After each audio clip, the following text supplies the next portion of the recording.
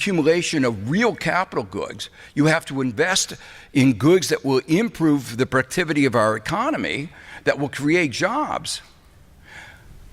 When we, the United States and the World Bank, lend money to developing countries, we put conditions on money that we give them. But when the Fed gives money out, it doesn't put any condition. It believes in markets suddenly. And at that point, the money goes to create asset bubbles. Now, this comes to a point where I think of some importance.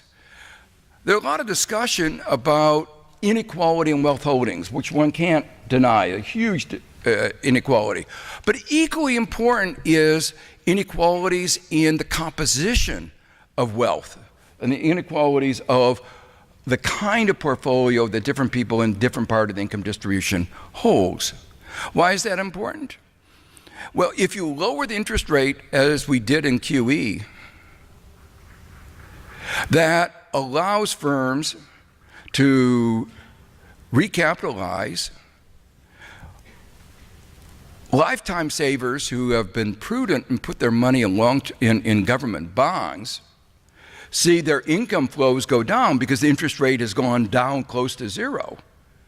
But what happens to the value of equity and the value of fixed assets? They soar. So what we've seen in some of the recent data with that soaring of the top 1%, the top 110%, is a predictable consequence once you understand the sources of inequality in our society and the disparity in wealth ownership. Well, I have only 1 minute, and let me just say 2 points I want to.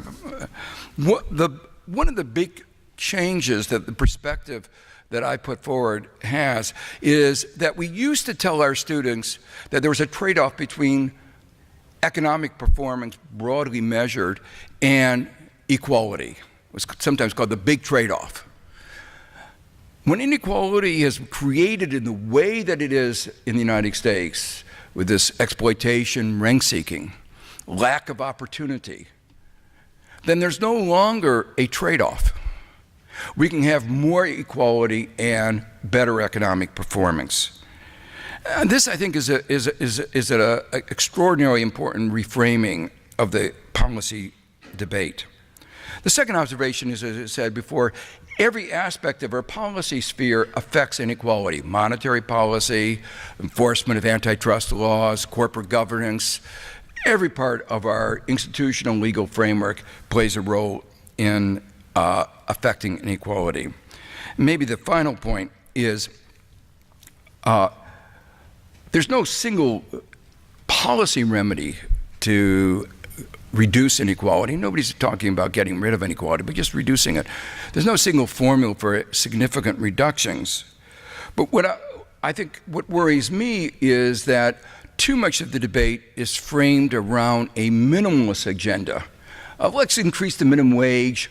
You know, it is a little bit of a crime that our minimum wage is half of that of Australia, that it's at the level basically that it was 40, 50 years ago. I think that's adjusted for inflation. I think that's hard to justify, particularly with the evidence that raising it a modest amount would not have any significant adverse effect on the economic performance. And the other pillar has been education. I think education reform is important, including especially pre-K and education programs that would lead to more equality of opportunity. But certainly the analysis that I've offered, which suggests that the sources of our inequality are more profound than just these elements, suggests that we ought to have a broader and deeper agenda for addressing the inequalities in our society. Thank you.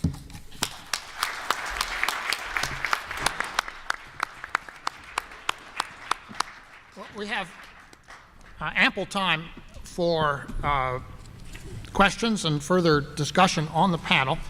I wonder if I might start that off by, well, let me, as some people are leaving, just make a comment about the organization Economists for Peace and Security. For those of you who've come, if you've enjoyed this session, we are a membership organization. I would invite you to join. And I also want you to know that there will be a dinner here tomorrow night in this, I think in this room, honoring Lord Robert Skidelsky. If you're interested in attending that, please see one of the two staff people who are here. Taya is there and Ellie is there. Okay, having said that, well, I could catch the maximum audience. I'd like to go back, if I could, to Olivier's second or third slide. Is it possible? Or is it, has that part of the operation decamped? Okay, because there was something very interesting in that slide. You talked about the trend of the top one, of the incomes of the top 1%, but there were also enormous fluctuations over short periods of time. And those fluctuations, I think, clearly coincided with the stock market boom and bust of 2000, and then with the rise in capital asset prices of 2007, the bust of 2009, and the increase. No, one more, I think. Just flip along. Yes, I think this one. If we click one more click, and you'll see it. There are a couple of peaks there. Maybe another one further on shows it even more dramatically. Next one? Next one, yeah.